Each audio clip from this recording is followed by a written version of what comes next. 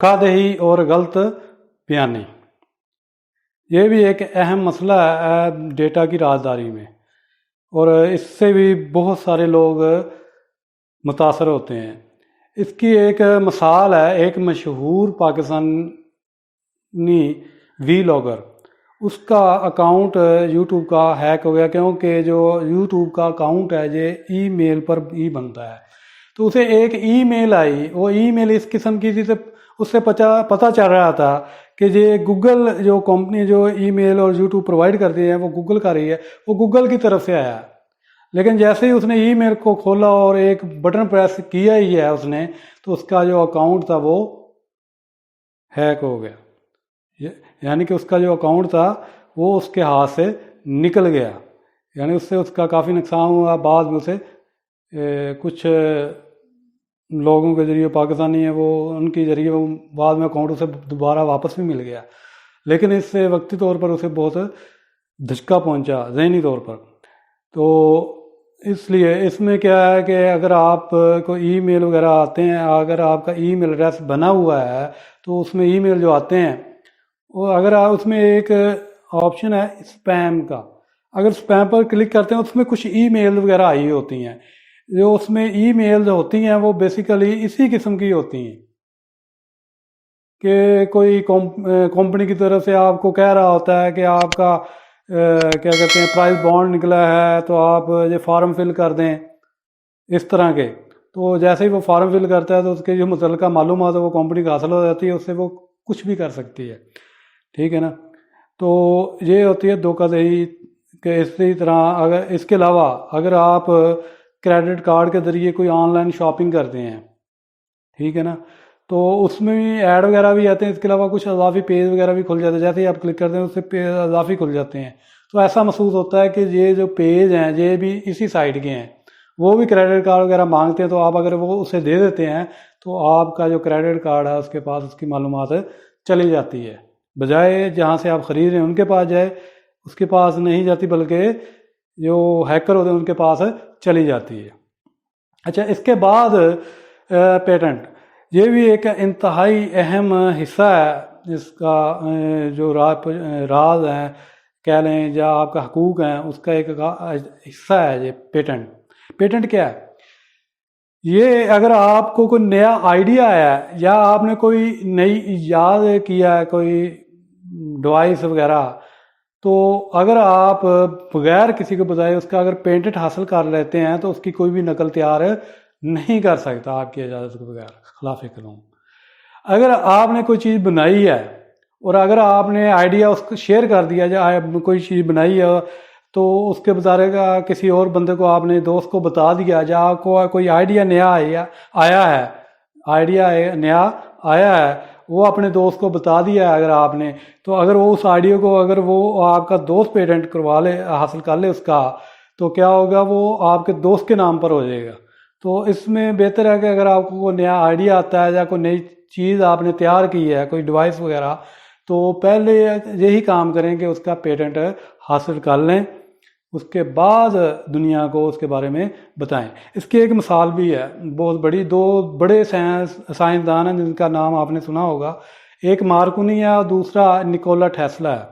جو wireless communication ہے اس کے بارے میں جو نظریات پیش کیے تھے وہ بیسیکلی جو صحیح تھے وہ نکولا ٹیسلا کے تھے، کیونکہ نکولا ٹیسلا امریکہ میں ایک غیر ملکی تھا، جبکہ مارکونی کی ایک اسپورٹ تھی۔ تو وہ مارکونی نے جتنے بھی نظریات جو پیش کیے تھے ٹیسلا نے، اس کی پیٹنٹ مارکونی نے حاصل کر لیا، اور جو نکولا تھا جس نے جو پیش کیے تھے وہ اس سے ہاتھ دھو بیٹھا، ٹھیک ہے نا۔ جو ہمارے پاس آج کل بجلی پہنچ رہی ہے، ٹھیک ہے نا، یہ بھی نکولا ٹیسلا ہی کا کام ہے، ٹھیک ہے نا۔ اچھا، اس کے بعد کاپی رائٹس، مثال کے طور پر جو ہماری کتاب ہے اس کی ہم مثال لے لیتے ہیں، اس میں بھی لکھا ہوا ہے اس کے بارے میں، کاپی رائٹ کے بارے میں، اس کی کوئی بھی نقل تیار کر کے، یعنی کہ اس کی کاپیز وغیرہ کوئی بھی پبلشر جو ٹیکسٹ بورڈ ہے اس کی اجازت کے بغیر نہیں بیچ سکتا، ٹھیک ہے نا۔ اس کی کاپیز کو اگر وہ بیچنا چاہتا ہے تو اس میں کیا ہوگا، وہ پہلے ٹیکسٹ بورڈ کی اجازت لے گا، اس کے بعد اس کتاب کو وہ شائع کر سکتا. اسی طرح ان جو ٹیکسٹ بورڈ کی دوسری بکس ہیں وہ اس کا بھی اسی طرح طریقہ کار ہے. صرف ٹیکسٹ بورڈ کی کاپی رائٹس نہیں ہیں بلکہ جتنی اور جو پبلشر ہیں جن کا وہ ان کے پاس بھی کاپی رائٹس ہوتے ہیں, جو ان کے پاس مختلف قسم کے ناول ہوتے ہیں یا شاعری کی بکس وغیرہ ہوتی ہیں, ان کے کاپی رائٹس ان کے پاس ہوتے ہیں, تو اسی لحاظ سے وہ اس کو شائع کرتے ہیں. اگر کوئی اور پبلشر شائع کرنا چاہتا ہے تو جس کے پاس اس کے کاپی رائٹس کا حقوق یعنی کہ حقوق ہیں ان کے, اس سے لے کر اسے شائع کر سکتا ہے. اس کے بعد کیا ہے تخریب کاری. تخریب کاری کیا ہے؟ تخریب کاری کا اگر آپ لفظ سنتے ہیں تو آپ کے ذہن میں ملک میں کسی قسم کے جو دھماکے وغیرہ ہوتے ہیں, جو دہشت گردی کا واقعہ ہوتا ہے, عام طور پر تخریب کاری کا کہتے ہیں. اس طرح کمپیوٹر میں تخریب کاری ہوتی ہے. مثال کے طور پر آپ کا کمپیوٹر چل رہا ہے ایک دم بند ہو گیا, اس کی وجہ کیا ہے؟ آپ کے کمپیوٹر میں وائرس آ گیا. وائرس کیا کرتا ہے؟ تخریب کاری کا کام ہی کرتا ہے. ٹھیک ہے نا. اس کے علاوہ آپ کے کمپیوٹر میں ڈیٹا ہے وہ چوری ہو گیا, وہ بھی تخریب کاری ہے. آپ کے کمپیوٹر میں ڈیٹا جو ہے وہ ضائع ہو گیا وائرس کے ذریعے, تو وہ کیا ہے؟ وہ بھی تخریب کاری ہے. ٹھیک ہے نا. یعنی کہ جس سے آپ کو نقصان پہنچ رہا ہے دوسرے شخص سے, یا آپ کسی کو نقصان پہنچا رہے ہیں, وہ بھی تخریب کاری میں ہی آئے گا. یعنی کہ ایسا کوئی عمل ہے کمپیوٹر میں جس سے دوسرے کو نقصان پہنچ رہا ہے یا آپ کو نقصان, وہ کیا ہے؟ تخریب کاری, جو مختلف وائرسز کے ذریعے اس سے نقصان تخریب کاری کا کام کیا جاتا ہے. ٹھیک ہے نا. جو ڈیٹا کو چرا بھی لیتے ہیں, ہیک بھی کر لیتے ہیں, یہ کام تخریب کاری کا عمل ہی کہلائے گا.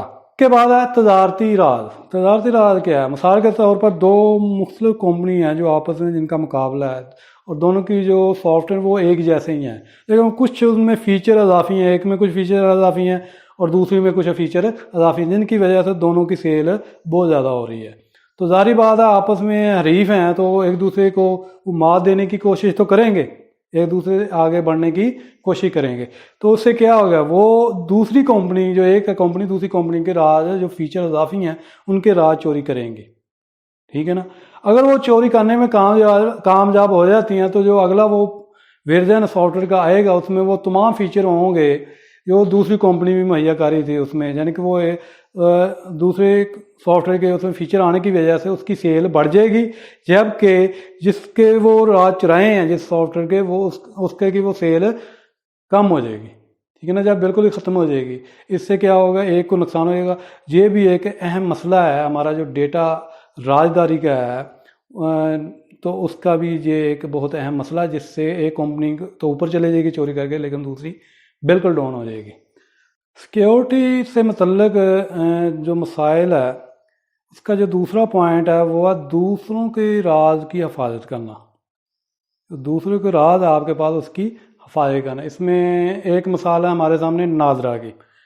جب ہم شناختی کارڈ جب بے فارم بنوانے جاتے ہیں تو ہمارے متعلق وہ تمام معلومات لیتے ہیں فیملی کے بارے میں. تو ظاہری بات ہے کہ کوئی بھی شخص نہیں چاہتا کہ دوسرے شخص کو میرے فیملی کے بارے میں پتہ چلے کہ میرے گھر کے افراد کے نام کیا ہیں یا اس کے شناختی کارڈ وغیرہ. تو اس لیے جو ناظرہ اس کی اخلاقی ذمہ داری ہے کہ وہ اس کی حفاظت کرے. اسی طرح جو بینک میں ہمارے اکاؤنٹس وغیرہ ہیں ان کے متعلق جو معلومات وہ جو بینک ہے اس کی ذمہ داری ہے, بلکہ اس عملے کی ذمہ داری ہے کہ اس کی حفاظت کرے.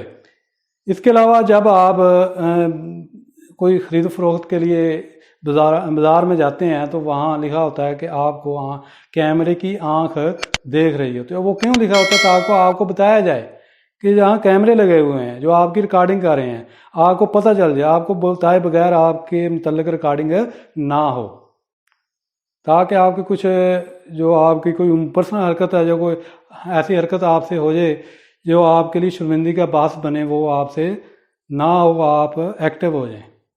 ان کی تو مجبوری ہے کیونکہ انہوں نے اپنی سیکیورٹی کے لیے لگایا تاکہ اس کا جو چوری وغیرہ جو ہوتی ہے وہ نہ ہو. لیکن آپ کو بھی اس لیے بتایا جاتا ہے تاکہ آپ بھی محتاط ہو جائیں, جس سے کہ آپ کو کوئی ایسا آپ کے ساتھ مسئلہ درپیش نہ ہو. اس کے علاوہ جو آخری مثال ہے وہ ہمارے اسکول کے متعلق ہے. جب آپ ڈیٹا اپنے متعلق دیتے ہیں یا گھر والوں کے متعلق دیتے ہیں تو اس کی رازداری جو اسکول کی انتظامیہ ہے اس کی ذمہ داری ہے کہ وہ اس کو راز میں ہی رہنے دے. ٹھیک ہے، اسی کے ساتھ یہ میرا لیکچر ختم ہوا۔ اس میں اگر کوئی کمی رہ گئی ہے یا کسی قسم کی آپ کو کمی نظر آئی ہے تو وہ کمنٹس لازمی کیجئے گا۔ تو اگر میں نے جو میری کوشش ہے، اگر لیکچر اچھا آپ کو لگا ہے تو لائک لازمی کیجئے گا۔ اس کے علاوہ میرے بائیں طرف اور آپ کے کیا کہتے ہیں کہ دائیں طرف جو ویڈیو چل رہی ہے، اس کے کونے میں ایک میرے جو اکاؤنٹ ہے اس کا لوگو بنا ہوا ہے، اس پر اگر آپ کلک کریں گے تو سبسکرائب کا بٹن آپ کے سامنے ظاہر ہوگا۔ اگر آپ نے سبسکرائب نہیں کیا تو اسے پریس کر دیجئے گا۔ دیکھنے کا شکریہ۔